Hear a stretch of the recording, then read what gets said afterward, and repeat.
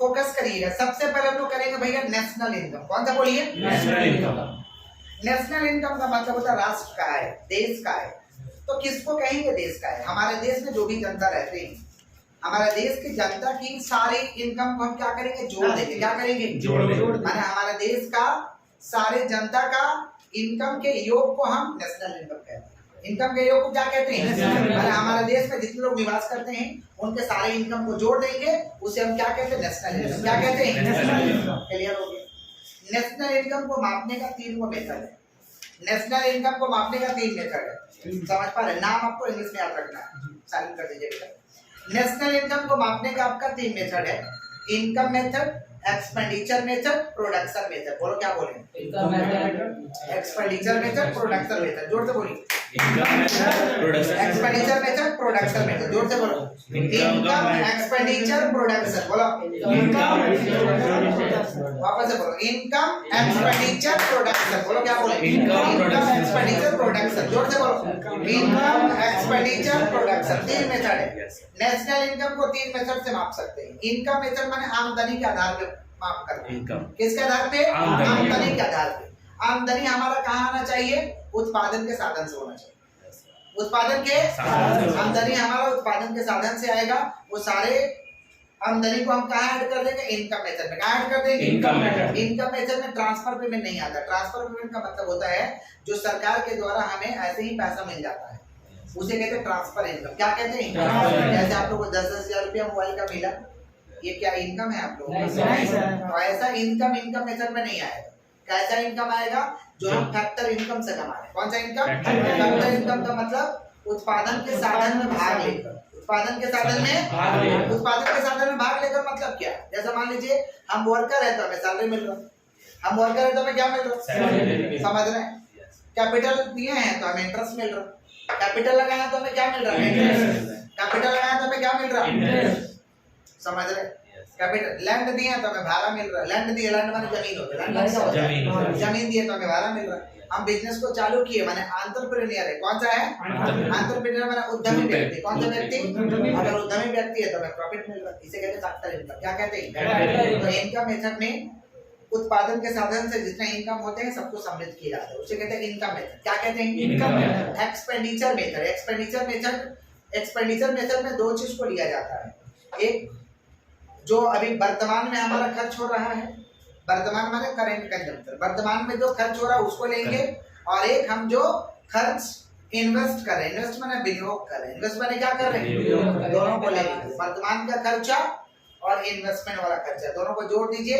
कौन सा मेथड आ जाएगा? एक्सपेंडिचर। कौन सा मेथड? और लास्ट वाला हम लोग का है प्रोडक्शन मेथड या प्रोडक्शन मेथड। प्रोडक्ट मेथड या प्रोडक्शन मेथड कहता है कि वस्तु और सेवा का अंतिम मूल्य को जोड़ा जाएगा। वस्तु और सेवा का अंतिम मूल्य को जोड़ा जाएगा। अंतिम मूल्य का मतलब होता है जैसे मान लीजिए कोई गुड्स बनाए हम 20 रुपया में, ये भाई साहब को 50 में बेच दिए, ये भाई साहब उनको बेच दिए 80 में, और वो कस्टमर को बेच दिए 150। तो फाइनल वैल्यू क्या हुआ? 150। फाइनल वैल्यू क्या हुआ? 150। तो प्रोडक्ट मेथड के तहत अंतिम वैल्यू, अंतिम मूल्य लिया जाता है वस्तु और सेवा। अंतिम मूल्य लिया जाता है वस्तु और सेवा, इसे क्या कहते हैं? Product method. Clear? Circular flow of income. हमारे देश में सर्कुलर फ्लो ऑफ इनकम को ऑब्जर्व किया गया था। सर्कुलर फ्लो ऑफ इनकम का मतलब होता है कि हम जिस तरीका से कमाते हैं उस तरीका से हमारा खर्च भी होता है। कमाते हैं और क्या होता है? हमारा खर्च होता है। हम फैक्टर्स ऑफ प्रोडक्शन में भाग लेकर, फैक्टर्स ऑफ प्रोडक्शन में भाग लेके कमाई की, फैक्टर्स ऑफ प्रोडक्शन में भाग लेके कमाई की, समझ पा रहे? और फिर गुड्स एंड सर्विसेज को खरीदने में पैसा चला गया। इसको हम कहते हैं सर्कुलर फ्लो ऑफ इनकम। बोले क्या बोले? Circular flow of income. जिस तरीके से इनकम आया उसी तरीके से इनकम चला गया। हमारे देश में सर्कुलर फ्लो ऑफ इनकम को ऑब्जर्व किया गया था। देखा गया था कि एक घर परिवार है जो अपने घर परिवार को चलाने के लिए फैक्टर इनकम माने उत्पादन के साधन में भाग लेता है। घर परिवार को चलाने के लिए उत्पादन के साधन में भाग लेता है और उधर से उसे आमदनी होती है। उस आमदनी को वो खर्च कर देता है वस्तु और सेवा को खरीदने में, वस्तु और सेवा को, और यह प्रक्रिया लगातार चलती रहती है। इसे कहते हैं सर्कुलर फ्लो ऑफ इनकम। बोले क्या बोले? Circular flow of income. हम मान लीजिए 200 रुपया कमाए, जैसे आप लोगों पर आ गया, अब गुड्स और सर्विसेज में सब्जी उब्जी जाके खरीद दिया दूसरा, तो चला गया ना, एक तरफ से आया और एक तरफ से चला गया। इसे कहते हैं हम लोग सर्कुलर फ्लो ऑफ इनकम। बोले क्या बोले? Circular flow of income. National income को मापने में डिफिकल्टी होता है, दिक्कत होता है। नेशनल इनकम को मापने में दिक्कत यही है कि सरकार के पास डेटा नहीं है। सरकार के पास डेटा नहीं, समझ पा रहे हैं? तो पहला क्या, lack of data. Lack of data माने सरकार के पास जानकारी ही नहीं है। बहुत सारा ऐसा बिजनेस है तो सरकार के पास जानकारी नहीं है, इसे कहते हैं लैक ऑफ डेटा। क्या कहते हैं? Lack of data. हमारे देश में अशिक्षा ज्यादा है, इलिटरेसी। लोगों को लगता है सरकार को बताएंगे तो दिक्कत है। इलिटरेसी, समझ पा रहे हैं क्या बोल रहे हैं? क्या हम लोग का इलिटरेसी, समझ पा रहे कि नहीं समझ पा रहे? बुद्धि में जा रहा कि नहीं जा रहा? और क्या आपका डबल काउंटिंग, एक एक चीज को हम लोग डबल काउंट कर लेते हैं। तो ये सब नेशनल इनकम को मापने में असुविधाएं होता है। क्या होता है? दिक्कत होता है। समझ पा रहे? क्या क्या बोले हैं वापस से बोल रहे हैं। हमारे देश में जो लोग भी निवास कर रहे हैं उनके सारे इनकम को हम जोड़ देंगे तो उसे कहते हैं नेशनल इनकम। क्या कहते हैं? नेशनल इनकम को 3 मेथड से माप सकते हैं। इनकम मेथड में आमदनी को ले लीजिए, एक्सपेंडिचर मेथड में खर्च, और संपत्ति उपत्ति खर्च उसको ले लीजिए। एक्सपेंडिचर मेथड और प्रोडक्ट मेथड में अंतिम मूल्य ऑफ किसका? अंतिम मूल्य लेना है वस्तु और सेवा का। वस्तु और सेवा, इसे कहते हैं प्रोडक्ट मेथड। क्या कहते हैं? मापने में दिक्कत होता है क्योंकि सरकार के पास प्रॉपर जानकारी नहीं है।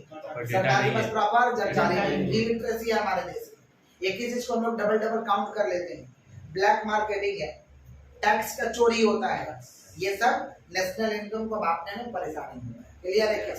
इसी के साथ हम लोग का नेशनल इनकम है। नेक्स्ट चैप्टर हम लोग कर रहे हैं बैंकिंग सिस्टम। क्या कर रहे हैं? बैंक देखे हैं क्या आप लोग? Yes sir. जो भी बैंक देखे उसको कहते हैं कमर्शियल बैंक। क्या कहते हैं? बैंक में घुसे हैं जाकर के। बैंक क्या करता है? जाते जाते अगरबत्ती दिखाने लगता है? नहीं सर। क्या आप लोग दिखाने लगते हैं? कोई नहीं दिखाता। आप लोग क्या करते हैं? पैसा डालने जाते हैं या तो निकालने जाते हैं, या तो इन्फॉर्मेशन लेने जाते हैं, या तो इन्फॉर्मेशन देने जाते हैं, या तो लेने या तो देने में जाते हैं। हम लोग समझ पा रहे? तो कमर्शियल बैंक में तो गए हैं।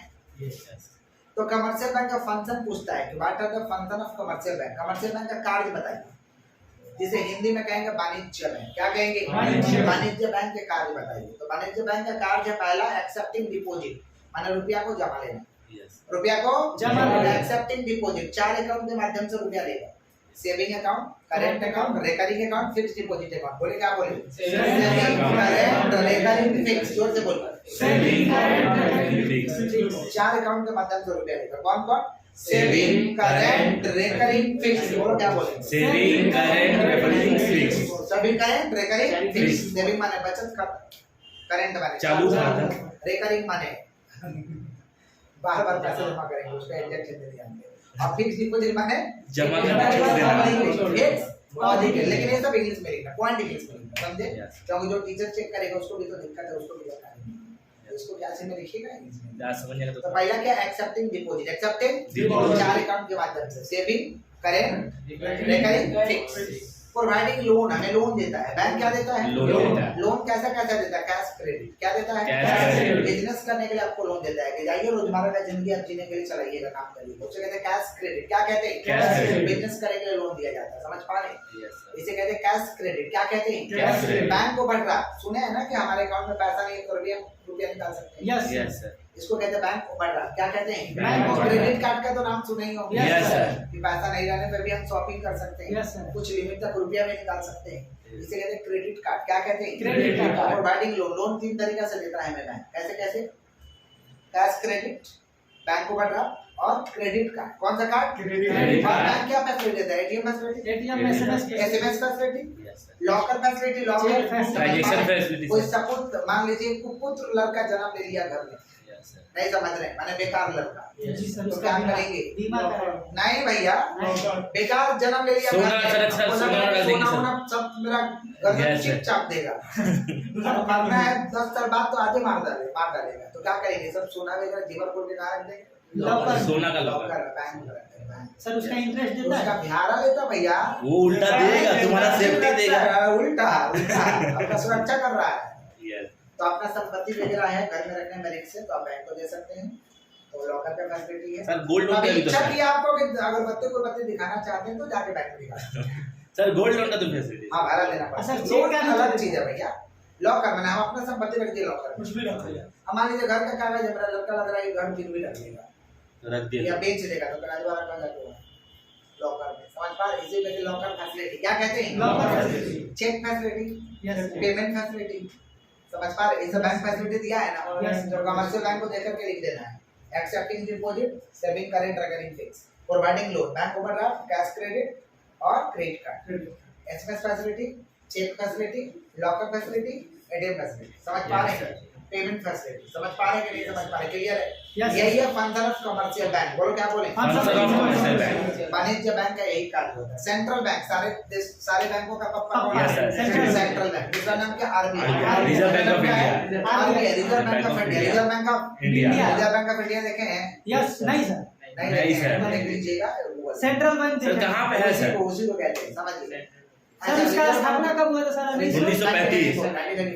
1934। सुनिएगा ध्यान से, किसका बात कर रहे हैं? आरबीआई। किसका बात कर रहे हैं? RBI। तो आरबीआई का दूसरा नाम है हम लोग का सेंट्रल बैंक। क्या नाम है? Central bank. पूछता है कि what are the function of central bank. Central bank के क्या कार्य है? सेंट्रल बैंक का क्या कार्य है? समझ पा रहे? पूछा जाता है कि सेंट्रल बैंक का कार्य बताइए। सेंट्रल बैंक का क्या बताइए? कार्य। सेंट्रल बैंक का कार्य सुन लीजिए। देश में नोट का छपाई करेंगे, issuing currency note, issuing Currency हमारे note। देश में नोट का छपाई सेंट्रल बैंक करता है, issuing currency note, issuing Currency note। Adviser of the government, time to time सरकार को एडवाइस करता है Yes, sir, पॉलिसी sir। ऐसे करिए नहीं तो गड़बड़ हो जाएगा, Yes, sir. इकोनॉमिक तहस नहस हो जाएगा। Adviser of the government, adviser of the Government। Bankers bank, सभी बैंकों का बैंक है, Yes, sir. सभी बैंकों का बैंक है। इसे कहते हैं बैंकर्स बैंक। क्या कहते हैं? Bankers bank। Custodian of foreign exchange reserve, दूसरा देश का भी रिजर्व आरबीआई के पास रहता है, Yes, sir. दूसरा देश का भी रिजर्व आरबीआई के पास रहता है। इसको कहते हैं custodian of foreign exchange reserve, custodian of foreign exchange Reserve। Lender of the last resort, lender of the last Resource। देश में भैया लास्ट पैसा कहाँ से मिल सकता है? आरबीआई। देश में लास्ट पैसा कहाँ से मिल सकता है? RBI। आरबीआई। आपको हाथ टाटा बाबा कर दिया ना तो दूसरा देश से लेना, समझे? Lender of the last resort. बोलो क्या बोले? Lender of the last समझ रहे? तो क्या समझ रहे? Function of central bank. Function of Central bank। Central bank का फंक्शन क्या है? Issuing currency note, issuing Currency note। Adviser of the government, adviser of the Government। Bankers bank. कौन सा bank? Bankers bank। Bankers bank. समझ रहे हैं कि नहीं Yes, समझ sir. रहे हैं? Yes, sir. समझ रहे हैं? पक्का पक्का। Yes, sir. आगे बढ़े हम लोग। हाँ जी। नेक्स्ट टॉपिक क्या भैया? क्या बोले? Custodian of foreign exchange reserve, lender of the last resort. महंगाई पे कंट्रोल करना और मंदी पे कंट्रोल करना मेन काम है, जिसे कहते हैं क्रेडिट कंट्रोल। क्या कहते हैं? Credit control। महंगाई पे भी कंट्रोल करता है आरबीआई और मंदी पे भी कंट्रोल करता है। दोनों खतरनाक है। महंगाई भी खतरनाक है और मंदी भी खतरनाक है। महंगाई को इन्फ्लेशन कहते हैं और मंदी को डिफ्लेशन कहते हैं। महंगाई को इन्फ्लेशन कहते हैं, मंदी को डिफ्लेशन कहते हैं। दोनों खतरनाक है। जैसे हमारे बॉडी में दो तरीका का बीमारी है, high pressure, low pressure. Yes, sir। High pressure भी खतरनाक, लो प्रेशर भी खतरनाक। हाई प्रेशर हो जाएगा, शरीर कांपने लगेगा, गुस्सा हो जाओगे, भगवान को प्यारे हो जाओगे, नहीं तो कहीं ब्लॉक मार देगा, कहीं ब्लॉकेज कर देगा। लो प्रेशर में लो प्रेशर में कोई दिक्कत नहीं है, शरीर नाचेगा, दिल धक धक धक धक करेगा, चक्कर खा के गिर जाएगा। चक्कर खा के गिर जाओगे, कहीं उल्टा जगह गिर गया तो पेट में भाला उला घुस जाएगा। हाँ, कुछ कहीं गिर गया, कमर टूट जाएगा, पाँव टूट जाएगा, हाथ टूट जाएगा, दिल में छेदा हो जाएगा। उसमें प्यारा होने में कोई ये वो नहीं। कोई नहीं, वो कष्ट करना होगा, बिछौना पे सब कर्म क्रिया करना होगा। समझ रहे हैं? जी, लो सर। प्रेशर भी खतरनाक है, लो प्रेशर भी खतरनाक है। लो प्रेशर में डिफ्लेशन।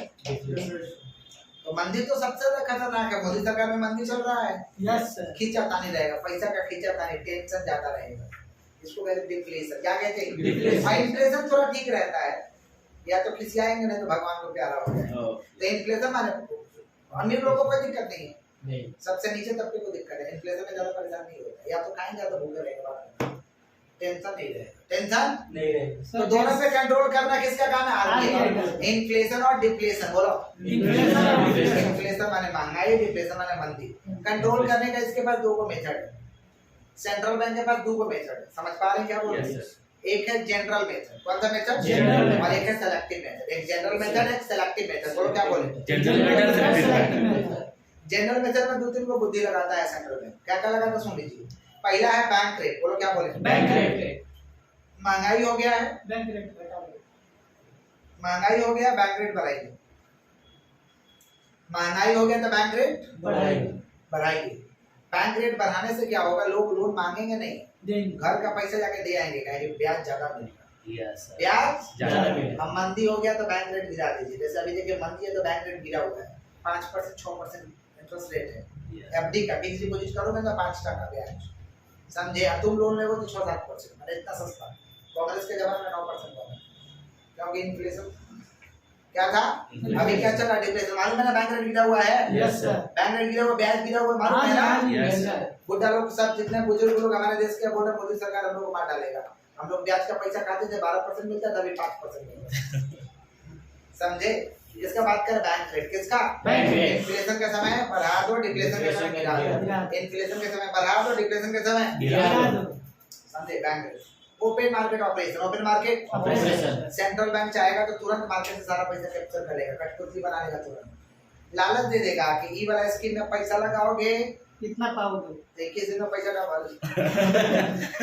आरबीआई है भाई, भरोसा करेगा तो सब लोग। यस सर, बढ़ो तो करेगा। आरबीआई ऐसा नहीं बोलेगा। आरबीआई सर भाई एग्जाम्पल दे दिए हैं। 5 लाख जमा तो मान कीजिए। लीजिए आरबीआई कोई स्कीम निकाल दिया कि इस स्कीम में पैसा लगाइए, तो हम लोग तो भाई लालची है, फायदा मिलेगा तो लगा ही देंगे। अच्छा, सामने भरोसा वाला है सर। हाँ, तो हम लोग तो पैसा दे देंगे, तो मार्केट से पैसा किसके पास चल गया? आरबीआई। किसके पास? आरबीआई। तो मार्केट में ज्यादा पैसा रहेगा ना, महंगाई को जन्म देता है। जी सर। क्या मान लीजिए भाव ताल इनके करेगा पास नहीं मान लीजिए सर। 120 रुपया है, 120 रुपया मैंने बहुत पैसा है, तो 100 का माल हम 150 बोलेंगे तो इनको नहीं बुझाएगा, ये नहीं जाएगा। अरे पैसा नहीं देगा तो क्या बार्गेनिंग करेंगे? लगा बहुत बोल रहा नहीं देना या कम करेंगे। पैसा ज्यादा रहेगा तो क्या करेंगे? दे देंगे। मान लीजिए 100 का माल 150 में इनको चिपका दिया, आराम से ही ले लीजिए, मेरा भी मनोबल पड़ेगा कि अगर आप 150 में बेचना ठीक तो जाएगी ना। यस समझ रहे हैं? हम तो 150 बेचने लगेंगे ना, महंगाई को जन्म दिए कि नहीं दी? Yes sir. समझे क्या बोले कि नहीं Yes, समझे? sir. मनोबल बढ़ता है, मनोबल। नहीं समझे यस क्या बोल रहे, समझ में आ रहा है? यस सर, मनोबल बढ़ता है। लालच मिल बढ़ेगा जाएगा तो कोई दिक्कत नहीं है। यस तो ज्यादा पैसा तभी तो मिल जा रहा है, तो ऑब्जेक्शन होता है। ऑब्जेक्शन होता तो महंगाई बढ़ता है। समझ रहे क्या बोल रहे कि नहीं यस समझ सर, रहे? समझ रहे। पक्का समझ रहे हैं ना? समझ। तो ओपन मार्केट ऑपरेशन, इन्फ्लेशन के समय सिक्योरिटी बेच देगा, सिक्योरिटी बेच देगा। डॉक्यूमेंट ऐसा लाएगा, ऐसा एकदम बॉन्ड लाएगा, बेच देगा आपको। और पैसा किसके पास चल गया? सरकार के पास। मार्केट से पैसा चल गया, महंगाई को कंट्रोल। यस और फिर महंगाई मंदी आएगा, फिर छोड़ बोलिए आरबीआई बोलेगा कि आपने सिक्योरिटी जो दिए थे सिक्योरिटी को दीजिए, अपना पैसा ले जाइए, आकर के अपना पैसा ले ले अब लोग पैसा लेके जाएगा तो मार्केट में पैसा आ जाएगा कि नहीं आ जाएगा? आ जाए। इसको कहते हैं ओपन मार्केट ऑपरेशन। क्या कहते हैं? Open market operation. सीआरआर और एसएलआर, इन्फ्लेशन के समय बढ़ा दो, इन्फ्लेशन के समय बढ़ा दो। और डिफ्लेशन के समय गिरा दो। घटा दो। सीआरआर क्या होता है सुन लीजिए, बैंक में जो भी पैसा जमा होता है ना, उसका कुछ परसेंटेज आरबीआई को देना पड़ता है। यस बैंक में जो भी पैसा जमा होता है उसका कुछ परसेंटेज किसको देना पड़ता है? आरबीआई को। आरबीआई को। इसे सीआरआर कहते हैं। और एसएलआर का मतलब होता है कि बैंक को कुछ पैसा अपने पास भी रखना होगा लिक्विड फॉर्म में, ताकि बैंक को चला पाए, यस सर। अच्छे से चला पाए या स्मूथ फ्लो में चला पाए। समझ पा रहे हैं क्या बोल रहे Yes, sir. हैं कि नहीं समझ पा रहे? किसका बात करें? एसएलआर। किसका? SLR। महंगाई छा गया है, सीआरआर एसएलआर बढ़ा दो। सीआरआर एसएलआर मैंने अपने पास ज्यादा पैसा रखना होगा और ज्यादा पैसा आरबीआई के पास देना होगा। सर सीआरआर का फुल फॉर्म क्या है? Cash reserve ratio. Cash reserve CRR लिखेंगे तो चलेगा, कोई दिक्कत नहीं। यस बुक में भी सीआरआर रहता है। तो सीआरआर और एसएलआर, सीआरआर और SLR। समझ रहे हैं क्या बोल रहे हैं? Yes, sir. और मंदी छा गया तो इसको गिरा दो। जैसे देखिए कोरोना टाइम जब आया था तो धड़ल्ले से सरकार सीआरआर को कम किया, अभी भी कम हो ही रेट चल रहा है। उस समय हम वीडियो बनाया था कि सीआरआर से क्या फायदा, कम होने से क्या फायदा है? सीआरआर कम होने से फायदा है कि लोगों को लोन मिलता है। लोगों को क्या मिल पाएगा? लोन। तो डिफ्लेशन है तो गिरा दो, इन्फ्लेशन है तो बढ़ा दो। ये जनरल मेथड है। कौन सा method? General method। Bank rate, open market operation और सीआरआर है ना, एसएलआर। ये कौन सा मेथड है? General method. जनरल मेथड से नहीं सुधार हो रहा, सेलेक्टिव मेथड लगाएंगे। कौन सा method? Selective method। Selective method लगाएंगे। मोरल सुएशन, मोरल सुएशन मैंने प्यार से समझा देंगे। मोरल सुएशन मैंने प्यार से समझा देंगे। इसको समझा देंगे प्यार से। जनता बैंक को, कमर्शियल बैंक को समझा देंगे। कह रहे हैं कमर्शियल बैंक इस सेक्टर को लोन दीजिएगा, उस सेक्टर को मत दीजिएगा। हम समझा दिए, मान लीजिए तीनों कमर्शियल बैंक है, तीनों को समझा दिए, देखिए बाबू आप ई वाला सेक्टर को लोन देना, ये वाला सेक्टर को लोन मत देना। आपको इतना ही देना है। समझे? प्यार से समझा दिए। मोरल सुएशन कौन सा? मोरल समझाया जा सकता है। हम लोग कुछ गलती करते हैं तो मम्मी पापा लोग समझाते हैं, मम्मी तो समझाती है, खाना दे के खाना दे देती है, पापा बच्चे हम चप्पल लोग दे। दूध को पॉट डालते हैं, बोलते हैं वो जो हो रहा है वो ठीक नहीं हो रहा है। मोरल सुएशन कौन था? ऐसा होता है कि नहीं होता है? जैसे पॉट डाले तो गाली स्टार्ट हो गया है। लो, ऐसा होता है कि नहीं होता है? हम लोग भी कुछ जैसे तुमको आगे नहीं बोल रहा था, तो खा लेते इसका। मैं तो चारा दे के हलाल किया जाता है। बात है कुछ समझते। मोरल सुएशन कौन था? Moral ऐसा होता है कि नहीं होता आप लोग? Yes, yes, sir. प्यार से अभी भी समझाया, हो रहा है सर। प्यार से समझाया जाता है, प्यार से समझाया जा रहा है सर। नहीं समझिएगा तो कंट्रोल बढ़ाया जाता है, रेगुलेशन बढ़ाया जाता है। Regulation of margin requirement, regulation of margin. सरकार कहता है कि रेगुलेशन बढ़ा दो, मार्जिन रिक्वायरमेंट बढ़ा दो। जैसे अभी क्या है कि 1 भी रुपया नहीं देगा तो मोबाइल किन सकते, full finance, yes sir, loan पे yes sir, full finance. Loan पे फोन समझ रहे, लोन पे आप फोन ले सकते हैं, ऐसा है कि नहीं? Yes sir. सर कुछ ऐसा तो कर डिस्काउंट दो। पेमेंट देना पड़ता है। तो नहीं, अभी ऐसा भी कर दिया है। फुल फाइनेंस है, तो रेगुलेशन बढ़ा दो ना, ऐसा कर दो कि अगर 20,000 का मोबाइल लेना हो तो आप 15,000 दीजिए, 5,000 का लोन होगा, इससे ज्यादा का लोन नहीं होगा। तो जो 15,000 जुगाड़ कर सकता हो तो 20,000 भी जुगाड़ कर सकता यस यस है, लोन नहीं लेगा। तो इन्फ्लेशन है तो रेगुलेशन बढ़ा दो, रेगुलेशन और डिफ्लेशन है तो रेगुलेशन को गिरा दो, इसे कहते हैं रेगुलेशन ऑफ मार्जिन रिक्वायरमेंट। बोलो क्या बोलो? रेगुलेशन ऑफ एग्जांपल दे रहा, फ्लैट का समझ आएगा। मान लीजिए 40 लाख का फ्लैट है, 40 लाख का फ्लैट, बिगर फ्लैट है। सरकार कहता है कि आप 10 लाख दीजिएगा डाउन पेमेंट, तो हम 30 लाख का लोन दे देंगे, 30% देना पड़ता है, 25%। 25%, 10 लाख आप दीजिए, सरकार कितना, बैंक कितना लोन दे देगा? 30 लाख। 30 लाख। समझे? घर खरीदा गया, घर खरीदा गया, लेकिन महंगाई छा गया है ना, तो रेगुलेशन बढ़ा दीजिए। ऐसा नियम लाइए कि जो भी घर खरीदेगा 40 लाख का, वो डाउन पेमेंट करे 30 लाख, हम देंगे 10 लाख। तो जो 30 लाख जुगाड़े वो 40 लाख नहीं जुगाड़ कर सकता, काहे नहीं कर सकता है? कर सकता है। Yes, sir. सिंपल बात है, जो 30 लाख नहीं जुगाड़ेगा वो लोने नहीं मांगने जाएगा, यस सर, जो 30 लाख नहीं जुगाड़ेगा वो लोने मांगने। नहीं जाएगा। इन्फ्लेशन के समय रेगुलेशन ऑफ मार्जिन रिक्वायरमेंट बढ़ाओ, और डिफ्लेशन के समय रेगुलेशन ऑफ मार्जिन रिक्वायरमेंट गिराओ। जैसा अभी मार्जिन रिक्वायरमेंट गिरा हुआ है, कि कुछ भी खरीदिए उसका 25% पैसा दीजिए, 75% लोन, यस सर, 75% क्या हो जाए। लोन। और नहीं समझोगे ये सबसे तो direct tax, direct Tax। RBI licence छीन लेगा, आरबीआई लाइसेंस। छीन लेगा। हम लोग भी घर वाला का बात नहीं मानते तो क्या होता है, घर से निकाल दिए जाते हैं, सर निकाला घर सर, से सर थोड़ा कंट्रोल जबरदस्ती कर, धक्का देकर निकाल दिया जाता है। मारनी पड़ता है। Yes, direct tax, direct reaction. पहले डायरेक्ट टैक्स होता है, नहीं समझोगे, प्यार से नहीं समझोगे, सर साम दाम दंड भेद वाला सर, निकालिए घर से, घर में रहना नहीं हो। इसको कहते हैं डायरेक्ट एक्शन। क्या कहते हैं? Direct action। समझ रहे हैं कि नहीं समझ रहे हैं? Yes, sir। समझ रहे हैं? डायरेक्ट एक्शन होता है, क्लियर? इसे कहते हैं हम लोग सेलेक्टिव मेथड। कौन सा मेथड? Selective method। वापस से हम बोल रहे, फंक्शन ऑफ सेंट्रल बैंक समझ रहे थे। सेंट्रल बैंक का काम है issuing currency note, bankers bank, adviser of the government, custodian of foreign exchange reserve, lender of the last resort, credit control करना काम है। दो मेथड है, general method, selective method. General में 3 को काम करेगा, bank rate, open market operation, CRR and SSR। Selective method में moral suggestion, regulation of margin requirement और डायरेक्ट एक्शन। समझे? सेंट्रल बैंक क्रेडिट को कंट्रोल करता है, क्रेडिट को कंट्रोल करता है। लेकिन इसको लागू कौन करेगा? कमर्शियल। Commercial। लागू कौन करेगा? Commercial। जैसे स्कूल के लिए सरकार नियम देती है कि ऐसे स्कूल 2 दिन 3 दिन चलाना है, हिजाब वाला। इसको लागू कौन कर रहा है? स्कूल कर रहे हैं, स्कूल। कौन कर रहा है? स्कूल कर रहा है। सरकार तो लागू नहीं कर रहा है। Right। बंद, वो सरकार बोलता है बंद, तो इसको लागू कौन करता है? स्कूल। नोटबंदी हुआ था तो नोटबंदी कौन किया? सरकार। मगर नियम किया बनाया है आरबीआई, Yes। लेकिन आरबीआई पैसा लेने आया नहीं सर, सारा पैसा कमर्शियल किसके बैंक, जरिए गया? Commercial commercial. बैंक के जरिए। तो ये क्रेडिट कंट्रोल का जो नियम है इसको लागू कौन करेगा? Commercial bank. कौन करेगा? कमर्शियल तो कमर्शियल बैंक क्रेडिट को क्रिएशन करता है। क्रेडिट को क्या करता है? Creation करता है। समझ रहे? कुछ रुपया काटता है, कुछ परसेंटेज को काटता है। तो कमर्शियल बैंक क्रेडिट को क्या करता है? क्रिएशन। क्या करता है? क्रिएशन। आगे बढ़े, चैप्टर कंप्लीट। तीसरा चैप्टर हम लोग है पोवर्टी। क्या है? Poverty and unemployment. गरीब देखे हो? यस। गरीब हो आप लोग? हाँ जी Yes, sir. sir। Double definition सुन लीजिए तब बताइएगा गरीब है कि नहीं। जब समाज के लोग अपने बेसिक रिक्वायरमेंट को फुलफिल नहीं कर पाएंगे, जब समाज के लोग अपने आधारभूत चीजों को पूरा नहीं कर पा रहे, उसे हम गरीब कहते हैं। जैसे किसी व्यक्ति के पास रहने के लिए घर नहीं है, खाने के लिए भोजन नहीं है, पहनने के लिए कपड़ा नहीं है, इलाज कराने का दवाई का पैसा नहीं है, एजुकेशन शिक्षा लेने का पैसा नहीं है, तो हम कहेंगे आप गरीब। इसमें से कुछ भी मिसिंग होगा तो क्या कहेंगे? गरीब। गरीब। क्या इतना चीज आप लोग के पास है?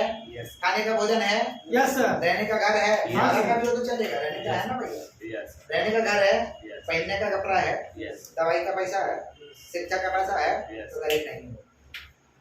समझे क्या बोले? Yes। तो जब समाज के लोग लोग अपने आधारभूत चीजों को पूरा नहीं कर पाते हैं, उसे गरीबी कहते हैं। आधारभूत चीज के अंतर्गत आते हैं खाने का भोजन, पहनने का कपड़ा, रहने का घर, शिक्षा का पैसा, इलाज कराने का पैसा अगर नहीं है तो हम ऐसे व्यक्तियों को क्या कहेंगे? गरीब। गरीबी की कैटेगरी में। क्लियर? 2 तरीका का गरीब होता है। Absolute poverty, relative poverty. बोलो क्या बोले? Absolute poverty, relative poverty। Absolute और रिलेटिव। एब्सोल्यूट और Relative। एब्सोल्यूट का मतलब कोई शक नहीं है, गरीब है। और कोई शक ही नहीं। जैसे रोड पे जो लोग सोता है वो तो गरीब है, Yes। कोई शक नहीं, उसमें शक है।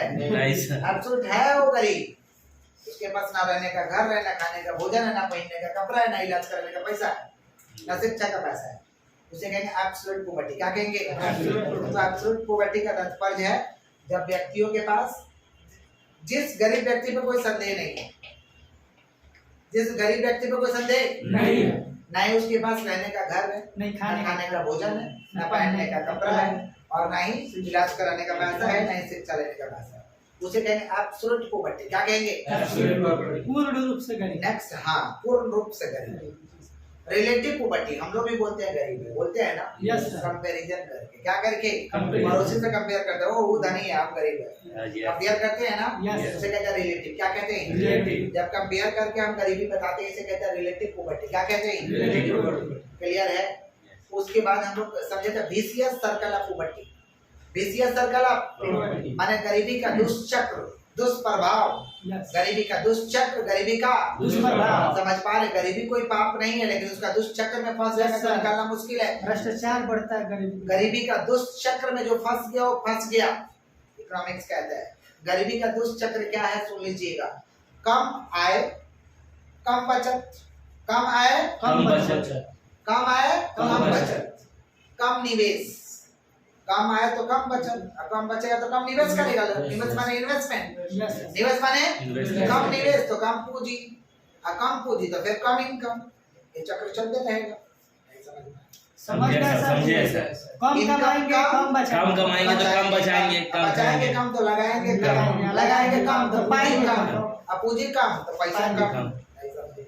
समझ गए सर। इसी को कहते हैं विशियस सर्कल ऑफ पॉवर्टी। क्या कहते हैं? Vicious circle of poverty। समझ में आ रहा है कि नहीं आ रहा है? समझ में आ रहा आ है। रहा, समझ में? गरीबी का चक्र। दुष्चक्र, गरीबी का दुष्प्रभाव। तो गरीबी का दुष्प्रभाव संबंधित है कम इनकम, कम बचत, कम इनकम, कम निवेश, कम इनकम, कम बचत, कम निवेश, कम पूंजी, कम आय। ये प्रक्रिया लगातार चलती रहती है। ऐसा इसे कहते हैं गरीबी का दुष्चक्र। क्लियर है क्या? Yes, sir। Clear clear? आगे बढ़े। हाँ जी। क्या कारण है गरीबी का? गरीबी का क्या कारण है? सारा सरकार बोलता है गरीबी हटा देंगे, सारा सरकार देश में बनता गरीबी के नाम पे, लेकिन गरीबी हटता नहीं। नहीं हटेगा ना, कभी हटेगा सर। हाँ, अभी नहीं। हटेगा भी नहीं। क्या कारण है भैया? लो लेवल ऑफ नेशनल इनकम, हमारे देश में राष्ट्रीय आय की कमी, Yes। राष्ट्रीय आय की कमी। प्रति व्यक्ति आय की कमी, प्रति व्यक्ति आय की कमी। समझ पा रहे? Yes। बुद्धि में जा रहा है। हाँ जी। Yes। Low rate of growth of economy, हमारे देश का वृद्धि कम होना, हमारे देश का वृद्धि कम होना। और हम लोग भी तेजी से आ रहे हैं। Rapid growth of Yes। Population, तीव्र जनसंख्या, Yes। तीव्र, Yes, sir। हम लोग भी तो बहुत स्पीड से आ रहे हैं। Yes, आ रहे कि नहीं आ रहे? Yes, sir।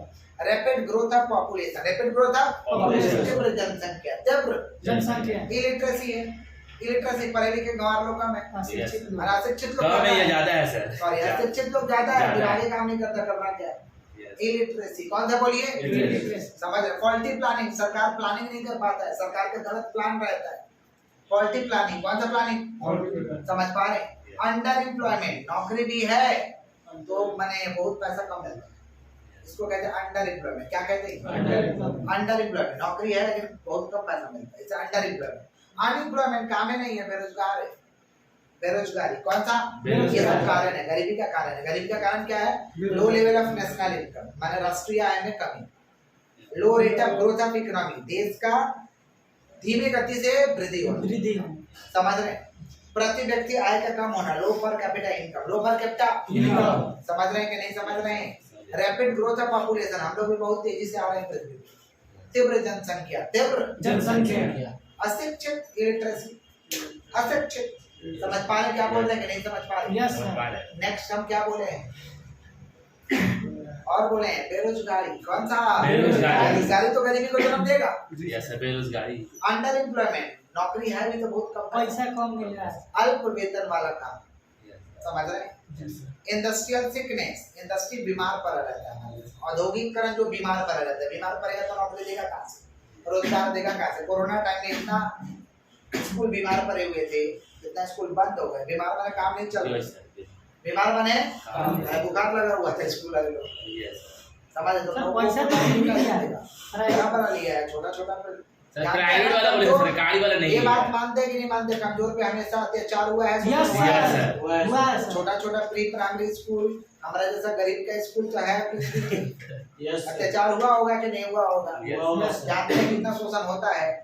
ठेला वाले पे कम लोग अत्याचार करते हैं, जो सब्जी मोहल्ले में बेचने आता है, हाँ सर हम लोग सब्जी खरीदते, बार्गेनिंग खरीदते करते अभी हैं, मॉल में चले जाए तो कोई बार्गेनिंग नहीं वही मॉल में करते जाए, हैं, बाजार में बार्गेनिंग जाए, करते हैं। फिर उससे बार्गेनिंग करते हैं, फिर धनिया खरीद लेते हैं, तेजपात खरीद लेते हैं, वो बैल निकाल के खा लेते हैं, मर्चा फ्री सर जी है, मर्चा फ्री। मरीचा फ्री लेते हैं, Yes, sir. ज्यादा बोलता तो बोलते ठेला पलट देंगे, एगो टमाटर में से आने फ्री नहीं ले देंगे इंडिया में तुमको, हाँ सर दरबाजियों करते हैं हम लोग। सर मॉल में आके सब्जी खरीदने तो कोई और ये बार्गेनिंग नहीं ऐसा करता। है कि नहीं है, Yes, sir, yes. कमजोर पे शोषण हुआ है, देखिए यूक्रेन कमजोर है, शोषण हो रहा है, हो रहा है सर। समझ पा रहे, शोषण हो रहा है, एकदम रूस एकदम तबातोल बोला ढंग से सर, कर रहा हाँ, है। हाँ। यस, चलिए टॉपिक पे आते हैं। तो किसका बात कर रहे हैं लोग, पुबर्टी, किसका बात कर रहे हैं, पुबर्टी। समझ रहे हैं, तो कारण समझ गए हम लोग पुबर्टी का। उसके बाद हम लोग का है पुबर्टी को माप कौन करेगा, हेड काउंट रेशियो।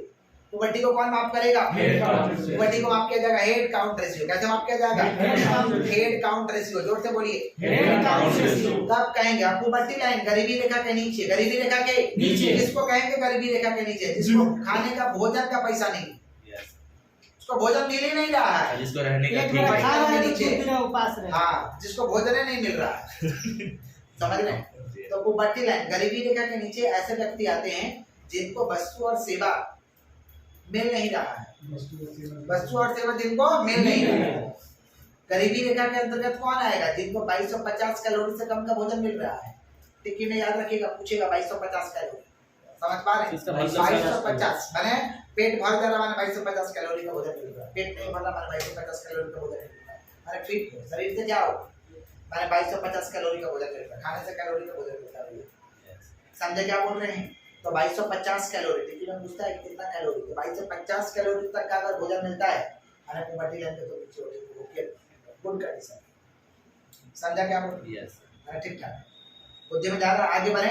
अनएम्प्लॉयमेंट माने बेरोजगारी, अनएम्प्लॉयमेंट माने बेरोजगारी। जब व्यक्तियों को काम नहीं मिलता उसे हम बेरोजगारी कहते हैं। बेरोजगारी दो तरीका का होता है, ऐच्छिक अनैच्छिक, बोलो ऐच्छिक, अनैच्छिक। Voluntary involuntary, voluntary Involuntary। Voluntary माने ऐच्छिक, इनवॉलंटरी माने अनैच्छिक, ये थोड़ा डिफरेंस लगता है ना।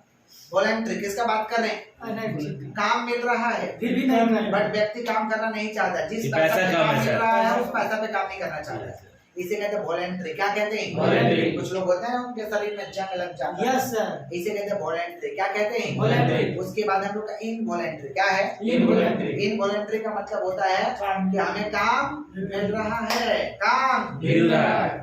इच्छिक गरीब। माफ करिए, माफ करिए, नहीं मिल रहा। काम नहीं मिल रहा, हम करना चाहते हैं लेकिन हमें काम नहीं मिल रहा, इसे कहते हैं इनवॉलंटरी। क्या कहते हैं, Involuntary। सर व्यक्ति बेटा कैमरा हिल जाएगा आराम से। व्यक्ति काम करना चाहता है, व्यक्ति काम करना चाहता है। उसी पैसा पे लेकिन उसे काम नहीं मिल रहा है, इसे कहते हैं इनवॉलंटरी। क्या कहते हैं, Involuntary।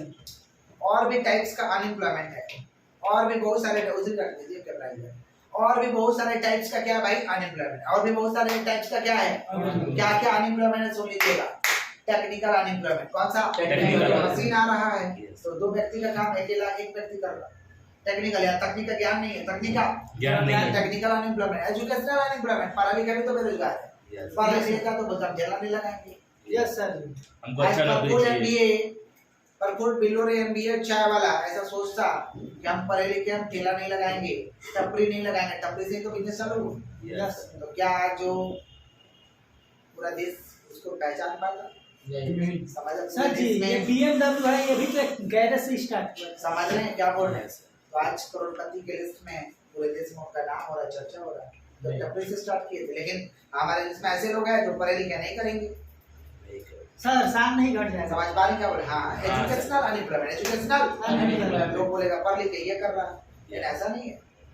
सर सबसे बड़ा बात तो सर लोग क्या बोलेंगे सर ये चोरी कभी नहीं करना चाहिए, और एक और समाज में गंदगी नहीं करना चाहिए, बस दो चीज से बचे रहो। किस और किस कुछ से नहीं जब करेंगे, चोरी और गंदगी, समझ पा रहे हैं? चोरी तो हम करते नहीं है सर जी, गंदगी तो हम लोग का पाड़ा में बहुत जहाँ तहाँ कूड़ा कचरा गिर तुम नहीं जानते। किसका बात कर रहे हैं लोग, एजुकेशनल अनएम्प्लॉयमेंट। किसका बात कर रहे हैं, Educational। आगे बढ़ते हैं। नेक्स्ट क्या हम लोग का एजुकेशनल की बात, गंदगी वाली वाला सर जी वो सब नहीं है सर, इसको समझ नहीं आ रहा है।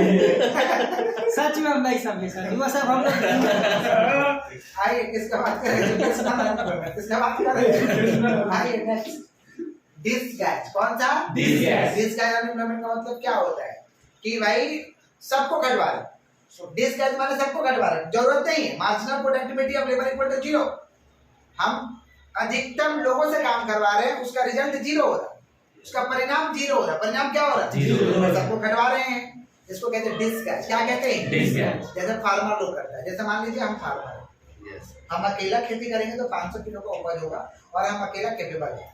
अब मान लीजिए आप लोग मेरे बच्चे हैं, हम क्या किए, सबको बोले चलो रे बाबा खेत में, सबको खटवा पगला के तरह, उपज कितना तब भी उतना ही कमाए सर, कमाई उतना ही होगा सर। 500 का, तो आप लोग को घटवा के कोई लाभ है? नहीं सर। नहीं सर। आप लोग का प्रोडक्टिविटी तो 0 हो गया, Yes। आपका क्षमता क्या हो गई? 0। हम अकेला खटते उतना उपज होता, और आप लोग को छोड़ देते तो आप लोग दूसरा जगह से 500 कमा के लाते, तो अलग अलग सर ज्यादा हो जाता तो ज्यादा हो जाता। लेकिन लोग ऐसा करते हैं लोग, है। यस इसको सर। कहते हैं डिसगैज। क्या कहते हैं? Disgust। वो लोग क्या करता है कि अपने बच्चा को भी ले गया, अपने मम्मी को भी ले जाता है, अपने वाइफ को भी ले जाता है, बोलता है कोई घास चुनेगा, कोई बीज डालेगा। कोई ढेला तुम तो अकेला करो भाई, कैपेबल है तू, क्या करवा रहा है? जब तुम उसके लायक हो तो खुद और करो। उसको छोड़ दो, कुछ और करके पैसा लाएगा। ये भी सर। सर करवाता है कि जल्दी हो जाए। समझ पा रहे? इसको कहते हैं डिसगैज। नहीं करना चाहिए, नहीं करना चाहिए सब। समझ पा रहे?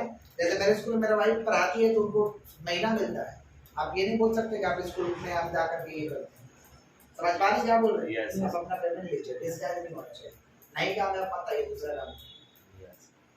नहीं काम है तो आप मत आइए। मत आइए। हम कैपेबल है तो आप क्या करें? Yes। समझ आप दूसरा काम करें, वहाँ से कुछ रिजल्ट लेते हैं। Yes। फिर डिसगैज मत करो। समझे क्या बोले? Yes। Yes sir, time pass. तो टिक्की में पूछता है कि अतिरिक्त लेबर का वैल्यू क्या होता है? 0। डिसगैज करने से। क्या करने से? Disgust। समझ पा रहे? हमारे marginal productivity of labour equal to 0। Marginal productivity of labour equal to 0। किसका बात कर रहे हैं? डिसगैज। किसका बात कर रहे Disgust। हैं? और लास्ट वाला फ्रिक्शनल अनएम्प्लॉयमेंट। कौन सा? Frictional unemployment। इंडस्ट्री बीमार पड़ जाएगा तो लोगों को धक्का मार के निकालेगा। कोरोना काल में बीमार पड़ा इंडस्ट्री, बीमार पड़ा, निकाल वो धक्का मार के तो निकालेगा। उसको कहते हैं फ्रिक्शनल, फिर काम खोजने में टाइम लगेगा तो आप बेरोजगार हो गए। इसको कहते हैं फ्रिक्शनल, घर्षणात्मक। क्या? अब कुछ लोग ऐसा होता है 2 दिन काम करता है, बोलता है तीसरा दिन बढ़िया काम नहीं है, फिर काम खोजता है, फिर काम खोजता है। समझ पा रहे? यस ऐसे ऐसे करके वो लोग काम करते हैं। इसे कहते हैं फ्रिक्शनल। क्या कहते हैं? Frictional। किसान ये लोग लेबर क्लास लोग नहीं देखते हैं। लेबर क्लास वाले लोग क्या करते हैं? साल में 4 महीना काम करते हैं, 8 महीना बैठते हैं। यस समझ पा? 8 महीने काहे बैठते हैं? क्योंकि काम छोड़ के चले जाते हैं गाँव, फिर आते हैं तो अगले काम मिलता नहीं, वो काम खोजते हैं। मान लीजिए वहां से आए तो 15-20 दिन बैठ के काम खोजे, इसको कहते हैं फ्रिक्शनल। क्या कहते हैं? Frictional। ऐसा समझ पा रहे बालक? यस समझ रहे? क्या कारण है अनएम्प्लॉयमेंट का? कारण क्या है? Causes of unemployment. Causes of Unemployment। क्या कारण है? Rapid growth of population, rapid growth of Population। Illiteracy. कौन सा बोलिए? का जाने होना, इलिटरेसी है। अशिक्षित होना, समझ पा रहे? वही वही इलिटरेसी। इंडस्ट्री का कमी sir ji. Industrial sickness, industrial sector industrial क्या बोलिए? Sickness. Yes. Quality planning of government, quality planning of government low growth rate of economy, low growth rate of Economy। सब कारण है अनएम्प्लॉयमेंट का। किसका कारण है? Unemployment। गरीबी और बेरोजगारी का बहुत गहरा संबंध है। Yes there is a close relation between poverty and unemployment. Sir poverty भाई हैं सर। यस, दोनों भाई है, गहरा संबंध है। पॉवर्टी, गरीबी और बेरोजगारी का गहरा संबंध है। यस गरीबी और बेरोजगारी का गहरा संबंध। समझ पा रहे हैं? इसको गरीबी को रोकने के लिए बहुत सारा योजना चलाया गया, जैसे mid day meal, yes sir. बच्चों को भोजन मिलेगा, मिड डे मील। मनरेगा, जिसमें 100 दिन का लोगों को काम मिलेगा। यस Yes, सर मनरेगा, केएमसी का sir mid day meal, yes sir 5 mid रुपए डे का मील, अंडा भात, मनरेगा, अंडा भात 5 मिड डे मील, मनरेगा, फूड डिस्ट्रीब्यूशन सिस्टम लोड किया गया, चावल गेहूं, ये सब चलाया गया गरीबी को रोकने के लिए। गरीबी को क्या करने के रोकने के लिए? लिए। समझ, लॉरेंस कर्व का मिनिमम वैल्यू 0 होता है, कम से कम वैल्यू लॉरेंस कर्व का 0 होता है, और मैक्सिमम वैल्यू 1 होता है। Maximum value One। गरीबी को हेड काउंट रेशियो से मापते हैं, गरीबी को हेड काउंट रेशियो से मापते हैं। क्लियर है क्या? यस सबका। Next chapter economic reforms. Next chapter कौन सा भैया? Economic reforms। इकोनॉमिक रिफॉर्म्स को लाया गया था 1991 में। आर्थिक सुधार। उस समय हमारे देश के प्रधानमंत्री थे पी राम नरसिम्हा। यस ये सर। चाणक्य कहे जाते हैं। इन्हीं के नक्शे के दम पे आज हमारा भारत ग्रोथ कर रहा है। कोरोना में हारने के बावजूद भी कल मूडीज ने रिपोर्ट दिया कि भारत 9% के हिसाब से 2022 में ग्रोथ करेगा। यस मूडीज ने दिया, मोदी जी नहीं, Moody's is international rating agency, Moody's is international rating agency, ये इंटरनेशनल रेटिंग एजेंसी है। अनुमान जताया कि 9% के ग्रोथ से भारत बढ़ेगा 2022 बढ़ रहा है कि नहीं सर? बढ़ रहा है। तभी तो बोला समझ पा रहे हैं? तभी तो मूडीज बोला। हमारे देश को हमेशा बी ग्रेड का रेटिंग देता है, उदासीन फालतू रेटिंग देता है। इस बार बोला है, बहुत बड़ा बात है। यस सर, यस, मोदी से कितना बार मोदी सरकार अरुण जेटली जब थे चिट्ठी लिख के बोले रेटिंग बढ़ाया जाए, हम लोग लायक है, लगा ना, आपको नहीं लग रहा है ऐसा। उदासीन रेटिंग था हम लोग का देश का। उदासीन माने दूसरा देश का इन्वेस्टर आएगा तो पैसा लगाने को सोचेगा, अब खूब लगा है। अब लगाएगा। रोज करेगा तब ना लगाएगा। रेटिंग में सुधार नहीं हुआ, रेटिंग में सुधार नहीं हुआ। कई बार अरुण जेटली साहब लिखे पत्र चिट्ठी किया, भाई तुम जाके चेक करो, फलाना नाम चेक कर लिया, नहीं बढ़ा है। समझ पा रहे? ये अंतरराष्ट्रीय मंच पे होगा जिसका नाम है मोडीज। क्या नाम है? मोडीज। मोडीज। समझ पा रहे? मोदीज नहीं, मोडीज समझ पा सब बोल रहे? रहे हैं Modi's.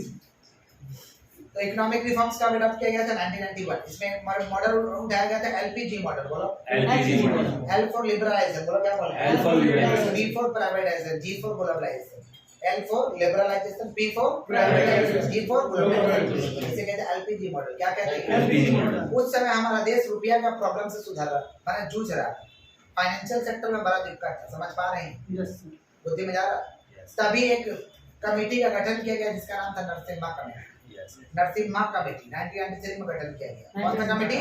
Narasimha committee. Financial sector का सुधार के लिए, रुपया का सुधार के लिए एक कमेटी का गठन किया गया जिसका नाम है नरसिम्हा कमेटी। समझ रहे? नरसिम्हा कमेटी 3 को सुझाव दिया। नरसिम्हा कमेटी कितना सुझाव दिया? 3। लेकिन पूछता कौन को सुझाव दिया? 3 तो कितना सुझाव दिया? 3। नरसिम्हा कमेटी ने 3 सुझाव दिया। बीमा पहला बोला कि सीआरआर, एसएलआर, जितना मौद्रिक नीति है सबको कम करो, मौद्रिक नीति बढ़ा के रखो। मौद्रिक नीति माने समझते हैं? सीआरआर समझाए? उसको कुछ परसेंटेज आरबीआई के पास देना होगा। मौद्रिक नीति को कम करो, मौद्रिक नीति को कम करो। और 4 स्तर पे बैंक होना चाहिए। Yes, एक sir. अंतरराष्ट्रीय स्तर, इंटरनेशनल, राष्ट्रीय, yes, sir. नेशनल स्तर पे लिखा है भी, Yes, sir, अभी भी पढ़ा है। इंटरनेशनल, नेशनल, ग्राम में भी सर, स्टेट में डिस्ट्रिक्ट लेवल, जिला लेवल, Yes, sir. और एक ग्राम लेवल। कौन सा लेवल? ग्राम लेवल। तो 4 स्तर का बैंक होना चाहिए। इंटरनेशनल, अंतरराष्ट्रीय, नेशनल, राष्ट्रीय, डिस्ट्रिक्ट लेवल, जिला स्तर, रूरल लेवल माने ग्रामीण स्तर। समझे? Yes, sir. और लास्ट में बोला, पहला क्या बोले? सर अपना अभी 4 स्तर पे बैंक होना चाहिए। 4 स्तर पे 4 स्तर पे बैंक होना चाहिए। समझ पा रहे हैं कि नहीं? Yes, समझ sir. पा रहे हैं? और बोला फॉरेन बैंक को भी अलाउ करिए कि आकर हमारे देश में, कंपटीशन होगा तो सही। समझ पा रहे हैं? बैंक को आजादी दीजिए कि अपना ये लोग इंटरेस्ट रेट खुद का तय करें। Yes. आजादी दीजिए कि इंटरेस्ट रेट खुद का, तय कर। समझ पा रहे? इंटरेस्ट रेट क्या रहेगा नहीं रहेगा खुद का तय करें। ये कौन सुझाव दिया? नरसिम्हा। कौन बोलिए? नरसिम्हा। क्लियर है? 1969 में 14 को बैंक नेशनलाइज हुआ। बोलो क्या बोलो? 1969 में 14 तो बैंक नेशनलाइज हुआ। नेशनलाइज माने देश के हर कोना कोना में ब्रांच खोलना। पहले क्या होता था? शहर में खुलता था, लोग गांव में नहीं खुलता था। Yes. तो गांव में कौन बैंक खोलेगा? तो सरकार एक तो कदम लेके आया 1969 में, 1969 जिसमें 14 बैंक को नेशनलाइज किया गया। कितना बैंक? 14। लेकिन मैं पूछता कि 1969 में कितना बैंक को नेशनलाइज किया गया? 14। नरसिम्हा कमेटी कितना सुझाव दिया? 3। 3। कब सुझाव दिया? 1983। इकोनॉमिक रिफॉर्म से अडॉप्ट कब किया गया था? 1991। 1991 हाँ, मल्होत्रा कमेटी बनाया गया। इंश्योरेंस के सेक्टर में काफी बवाल था। यस बीमा बीमा बीमा अच्छे से इंश्योरेंस के सेक्टर में सुधार के लिए, इंश्योरेंस सुनते हैं ना? Yes. सुनते हो ना? करा लो Yes, इंश्योरेंस, insurance. करा लीजिए हेल्थ बीमा, खत्म हो इंश्योरेंस, जाएगा टर्म आपका इंश्योरेंस जिम्मा। सर, बहुत सारा इंश्योरेंस है ना? सुनते हैं ना? करा लीजिए बीमा, आपका खत्म हो जाएगा जिम्मा। Yes. इंश्योरेंस वाला लोग डाल Yes. समझ रहे हैं? तो इंश्योरेंस सेक्टर का सुधार के लिए मल्होत्रा कमेटी बनाई। कौन सा कमेटी? 1993 मल्होत्रा कमेटी ने सुझाव दिया। बोला कि पहले दादागिरी इंश्योरेंस कंपनी का हटाओ। समझ पा रहे? Yes. माने एकाधिकार को खत्म किया करके, एकाधिकार बीमा कंपनी, एकाधिकार बीमा कंपनी का खत्म किया। माने the monopoly should be abolish, the monopoly should be monopoly, एकाधिकार को खत्म कर दिया। बोला कोई एक तो नहीं रहेगा। समझे? बहुत सारे लोग रहेंगे। एकाधिकार को खत्म कर दिया। एकाधिकार को खत्म कर बोला एक तो ऑटोनोमस बॉडी बनाइए, माने एक संस्था बनाइए, एक क्या बनाइए, संस्था। जो इंश्योरेंस का काम को देख रेख करेगा, गाइडलाइंस देगा, टाइम टू टाइम दिशा निर्देश देगा, यस टाइम टू टाइम दिशा निर्देश देगा, जिसे गाइडलाइंस कहते हैं। क्या कहते हैं? गाइडेंस। तो एक तो बनाया गया भाई, जिसका नाम क्या है? IRDA, सुने हैं ना? IRDA, बोलो क्या बोले? IRDA। Insurance regulatory development authority, बोलो इंश्योरेंस रेगुलेटरी डेवलपमेंट जोर से बोलो। Insurance regulatory. Insurance regulatory development authority, बोलो क्या बोले? इंश्योरेंस रेगुलेटरी डेवलपमेंट अथॉरिटी, बोलो IRDA बनाइए, IRDA। IRDA। हाँ, और दुए तो रहेगा, दुए तो हमारा देश में इंश्योरेंस रहेगा, LIC और GIC, बोलो क्या बोले? LIC। दो ही वो रहेगा, बोर्ड मैनेज इंस्टीट्यूशन। LIC मैंने अपने बॉडी का कराएंगे LIC, Yes। अपने संपत्ति का कराएंगे GIC, अपने संपत्ति का कराएंगे GIC। तो LIC और GIC दो ही रहेगा। मल्होत्रा कमेटी को सुझाव दिया कि पहले दादागिरी खत्म करो, एक अधिकार को खत्म करो, इंश्योरेंस करो, एक संस्था बनाओ जिसका नाम रहेगा IRDA। क्या नाम रहेगा? IRDA। और दुएट हो रहेगा बीमा कंपनी, LIC और GIC, सर जी। LIC और GIC। सर ये डिपॉजिटरी का मतलब क्या होता है सर? डिपॉजिट होगा, डिपॉजिट होगा। जी सर जी, डिपॉजिटरी। डिपॉजिटरी आपका ये डीमैट अकाउंट होता है, सर ये शेयर कितना, मार्केट में रुपया लगाने का डिपॉजिटरी में सर पैसा। वो कितना होता है? 2 ठो होता है डिपॉजिटरी हम लोग का सिलेबस में एक्स्ट्रा सर, इसमें लिखा है MCQ में सर। सिलेबस में ये क्वेश्चन दिया सर हम लोग को, सर, MCQ बिल्कुल में मार्क्स मिल जाएगा। कैसे दे देगा सिलेबस में? आप जितना दे रहे हो उसी में से आएगा। और MCQ ऐसे का तो हम बना देंगे, यस टेंशन मत लीजिए। चलिए कहाँ पे हम लोग? GIC GIC और LIC। जोर से बोलिए। GIC और LIC। इंश्योरेंस दो तरीका का है, GIC और LIC। बोलो क्या बोले?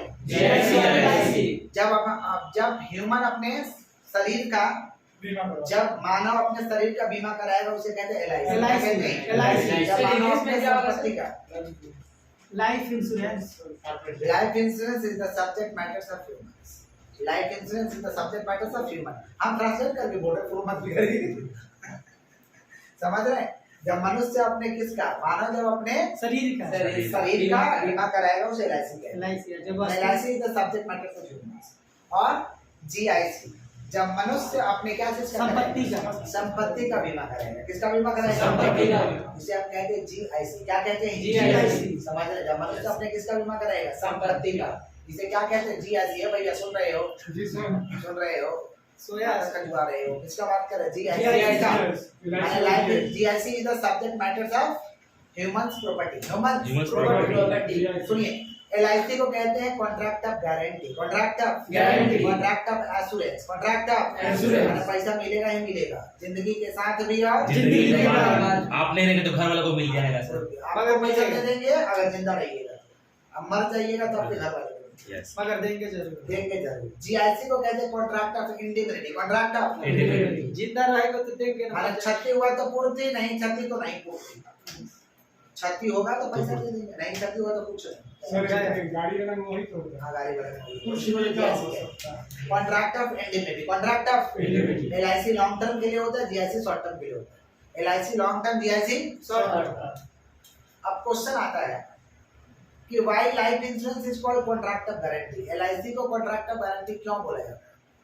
क्योंकि LIC को कॉन्ट्रैक्ट ऑफ गारंटी क्यों बोला क्यों बोला जाता है? आप सुनिए, LIC को कॉन्ट्रैक्ट ऑफ गारंटी इसलिए बोला जाता है क्योंकि वो जिंदा रहने पर भी हमको पैसा दे देगा, मर जाने के बाद हमारे घर वाले माने पैसा देगा ही देगा। किसी हाथ में और पैसा कह सकते हैं कि LIC जो है, LIC आधारित है कॉन्ट्रैक्ट ऑफ गारंटी के सिद्धांत पर। कॉन्ट्रैक्ट ऑफ गारंटी के सिद्धांत पर LIC आधारित है, क्योंकि पैसा पे किया जाएगा डेथ के केस में और समय पूर्णे का केस में। जो दोनों में पहले हो जाएगा आपको पैसा मिल जाएगा। पहले मर जाओगे तो पैसा दे देंगे, या तो पहले टाइम पूछ जाएगा तो पैसा दे देंगे। यस। आगे देखिए जरा, इसे कहते हैं contract of guarantee, contract of Guarantee। English में बोल दे, क्या होगा? अच्छा इंग्लिश में बोलना है।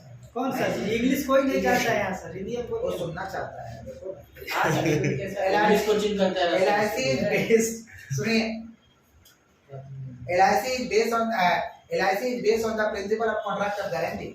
Contract of guarantee. Payment made at the time of death, or a specified time period, whichever is earlier. Which average, इसे हम कहते हैं contract of guarantee, contract of Guarantee। उसके बाद क्या, why GIC is called contract of indemnity, GIC को contract of indemnity क्यों बोलते हैं? कॉन्ट्रैक्ट ऑफ इंडेमनिटी में क्षति हुआ तो पूर्ति, नहीं क्षति नहीं पूर्ति, इसे कहते हैं कॉन्ट्रैक्ट ऑफ इंडेमनिटी। क्या कहते हैं, क्यों बोलते हैं, प्रश्न है कि क्यों बोलते हैं, सुनिएगा ध्यान से। किसका बात करें तो contract of indemnity, contract of, तो जीआईसी जो है, जीआईसी आधारित है कॉन्ट्रैक्ट ऑफ इंडेमनिटी के सिद्धांत पे। नुकसान होगा तो पैसा दिया जाएगा, नहीं नुकसान होगा तो पैसा नहीं दिया जाएगा। क्लियर, इसे कहते हैं कॉन्ट्रैक्ट ऑफ इंडेमनिटी। क्लियर, 1969 में 14 बैंक नेशनलाइज हुए, 14 बैंक। WTO का फुल फॉर्म है वर्ल्ड ट्रेड ऑर्गेनाइजेशन, बोलो क्या बोले, 1995 में बना था, 1995 में पैदा हुआ था WTO। GATT, general agreement tariffs on trade, बोलो general general agreement tariffs on trade, बोलो general agreement types of trade. कब पैदा हुआ था ये, 1994 में पैदा हुआ। 94 में सर। हाँ 1994 में, समझे, हम डिफरेंस करके पढ़ा रहे, कुछ भी आएगा तो पंच करके लिख दीजिएगा, ठीक है। गैट एक समझौता है, गैट है क्या है, समझौता है। और WTO एक संगठन है, संगठन। संस्था है, संगठन। संस्था। इंग्लिश में क्या बोलेंगे, GATT is a agreement, WTO is a organisation, WTO is a organisation. समझ रहे हैं? तो गैट एक समझौता है, WTO एक संगठन संगठन। संस्था है, समझ रहे हैं क्या बोल रहे हैं? Yes sir. गैट का बात अगर नहीं मानते हैं तो कोई दिक्कत नहीं, मगर लेकिन WTO का बात मानना पड़ेगा। WTO का बात मानना पड़ेगा। गैट में सिर्फ वस्तु का भर होगा, और WTO में वस्तु और सेवा दोनों का भर होगा। सेवा समझते हैं, यस सर। इलेक्ट्रिसिटी कंपनी सेवा ही तो दे रहा है, यस सर, बिजली दे इलेक्ट्रिसिटी कंपनी कुछ, जियो कंपनी आपको सेवा ही तो दे रही सर्विस है, दे रहा है ना। हाँ सेवा सर्विस वही सर, सब वही की बात है। पैसा देते हैं, हम इंटरनेट का मजा लेते हैं, फोन का मजा लेते हैं, आप पैसा नहीं देंगे सेवा बंद कर देगा। यस इलेक्ट्रिसिटी कंपनी को पैसा देंगे तो बल्ब जलाने का मजा देता है, पैसा नहीं देंगे बल्ब का लाइन काट देगा, समझे क्या बोले, सेवा ही तो दे रहा है, यस सर। केवल कंपनी सेवा ही तो दे रहा है, समझ उसे सेवा कहते हैं, क्या कहते हैं सेवा। उसके बाद क्या था हम लोग का, क्या हुआ, नहीं सर, इसका बात तो ना सर। गैट का कोई लीगल स्टेटस नहीं, गैट का कोई लीगल स्टेटस नहीं। लीगल स्टेटस का मतलब, लीगल माने क्या होता है, सर लीगल मतलब लीगल गैट का कानून के नजर में कोई वैल्यू नहीं, कानून को सही है। कानूनी रूप से यस सर। गैट का कानूनी रूप से, कानून के रूप में कोई वैल्यू, कानून के नजर में कोई वैल्यू नहीं, लेकिन WTO का कानून के नजर में वैल्यू है। WTO है जो लीगल स्टेटस, WTO है जो लीगल स्टेटस। समझ गए हैं। यस बोलता है कि दो को प्राइवेट इंश्योरेंस का एग्जांपल दीजिए, LIC का, तो LIC तो सारा बैंक करवा रहा, टाटा AIG, PNB में, sir Bajaj finance. Bajaj general का, जनरल का पूछ रहा था, Bajaj finance, yes. Chola finance, Shriram finance, TVS credit union. समझ पा रहे हैं? तो ये सब किसका है भाई, जनरल इंश्योरेंस, किसका है, जनरल। समझ रहे हैं आप लोग कि नहीं समझ रहे हैं, समझ रहे हैं। पक्का समझ रहे हैं। LIC का स्थापना 1956 में हुआ है, LIC का स्थापना 1956 में हुआ था, 1956 में LIC का स्थापना हुआ, 1956 में LIC का स्थापना हुआ। यस नेक्स्ट चैप्टर एक और कर लीजिए, total master, perfect competition under माफ करिएगा, equilibrium condition under perfect competition, equilibrium condition under perfect competition. Perfect competition के अंदर हमें इक्विलिब्रियम कंडीशन को समझना है, किसको समझना है, इक्विलिब्रियम कंडीशन, अच्छे से सुनिए, equilibrium condition under perfect competition, equilibrium condition under perfect competition. Equilibrium का मतलब होता है नो चेंज, अनचेंज, माने चेंज नहीं होगा, चेंज नहीं होगा। माने मैक्सिमम पोजीशन में पहुंच चुके हैं, उसे कहते हैं इक्विलिब्रियम। क्या कहते हैं, इक्विलिब्रियम। तो equilibrium under perfect competition, perfect competition में इक्विलिब्रियम दो तरीका का होता है, short run equilibrium, long run equilibrium, बोलो क्या बोले, शॉर्ट रन लॉन्ग रन। दोनों में से एक कोई क्वेश्चन जरूर रहेगा, या तो शॉर्ट रन इक्विलिब्रियम रहेगा या तो लॉन्ग रन इक्विलिब्रियम रहेगा। कितना मार्क का रहेगा भैया, 5 मार्क। कितना मार्क, 5 मार्क। महसूस उधर हुआ, 5 40, बढ़िया से घुरा घुरा वीडियो देख लीजिए, समझ में। Yes sir. सुनिए, तो इक्विलिब्रियम कितना तरीका का है, दो तरीका, कौन कौन, short run equilibrium, long run equilibrium, जोर से बोलिए, short run equilibrium, short run equilibrium, long run equilibrium. Short run equilibrium में 3 को सिचुएशन अराइज हो सकता है, super normal profit, normal profit, minimum loss. आप लोग ये क्लास किए थे लास्ट क्लास में, yes sir. Super normal profit, minimum loss, जोर से बोलो, super normal profit, normal profit, minimum loss. बोलो क्या बोले? Super normal profit, normal profit, minimum loss. Super normal profit का मतलब होता है कि कमाई ज्यादा है लागत से, कमाई ज्यादा है लागत से। सुपर नॉर्मल प्रॉफिट 10 रुपया का सामान 100 रुपया में बेचे, जितना लगाया 10 उससे ज्यादा रुपया का मिला। सामान 100 रुपया बेचे, सुपर नॉर्मल। नॉर्मल का मतलब होता है कमाई बराबर है लागत का, कमाई बराबर है लागत। 10 का माल 10 में बेचेंगे, नाइदर प्रॉफिट नॉर लॉस, नहीं फायदा Profit नहीं ना घाटा, नहीं फायदा नहीं घाटा। समझ रहे? इसे कहते हैं नॉर्मल प्रॉफिट। क्या कहते हैं? Normal profit. दोनों का। इसे क्या कहते हैं? Normal profit. मिनिमम लॉस का मतलब होता है कमाई कम है लागत की अपेक्षा, कमाई कम है लागत की अपेक्षा, इसे कहते हैं मिनिमम लॉस। क्या कहते हैं? Minimum loss. इसे क्या कहते हैं? Minimum loss. आगे बढ़ते हैं। तो शॉर्ट रन में 3 सिचुएशन हो सकता है, super normal profit, normal profit, minimum loss. Long run में एक ही सिचुएशन हो सकता है, सिर्फ और सिर्फ नॉर्मल प्रॉफिट, सिर्फ और सिर्फ नॉर्मल प्रॉफिट। नॉर्मल प्रॉफिट का मतलब होता है जितना लागत लगा उतना ही खर्च, जितना लागत लगा उतना ही Profit। इसे कहते हैं नॉर्मल प्रॉफिट। क्या कहते हैं? Normal profit. एक और चैप्टर कर देते हैं, प्रॉफिट मैक्सिमाइजेशन। कौन सा बोलिए? Profit maximization। प्रॉफिट मैक्सिमाइजेशन में तू ये को क्वेश्चन में पूछता है। सर ये 5 ही मार्क्स का चैप्टर था प्रॉफिट मैक्सिमाइजेशन 2 मार्क, सर जो अभी करा 5 मार्क का। प्रॉफिट मैक्सिमाइजेशन किसका बात करें? Profit maximisation. नाम से पता चला लाभ का अधिकतम सीमा, लाभ का अधिकतम हो, इसे कहेंगे profit maximization. Profit Maximization। Profit maximization का दो कंडीशन। फर्स्ट ऑर्डर कंडीशन है कि MC equal to MR, MC equal to MR। Marginal cost equal to the marginal revenue.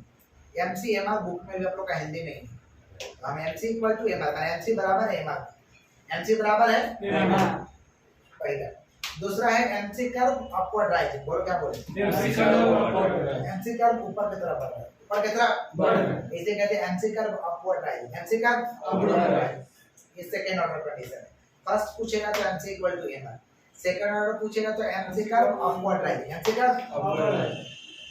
Shut down point कब फर्म को बंद करना पड़ेगा? शट डाउन माने बंद कर देना, शट डाउन माने बंद कर देना। अगर हमारा एवरेज वेरिएबल कॉस्ट रिकवर नहीं हो रहा है तो फर्म को बंद करना चाहिए। When average variable cost is minimum, average variable cost is Minimum। average variable cost not recovered, average variable cost not recovered, average variable cost नहीं निकल रहा है, average variable cost recovered नहीं हो रहा है, average variable cost minimum हो चुका है, तो हमें प्रोडक्शन को बंद कर देना चाहिए। It will be better to shut down the firm, it will be better to shut down the Firm। ये बढ़िया सिचुएशन होगा कि फर्म को बंद कर दिया जाए, बढ़िया सिचुएशन होगा कि फर्म को बंद कर दिया जाए। इसे हम कहते हैं शट डाउन पॉइंट। क्या कहते हैं? Shut down point। क्लियर है क्या?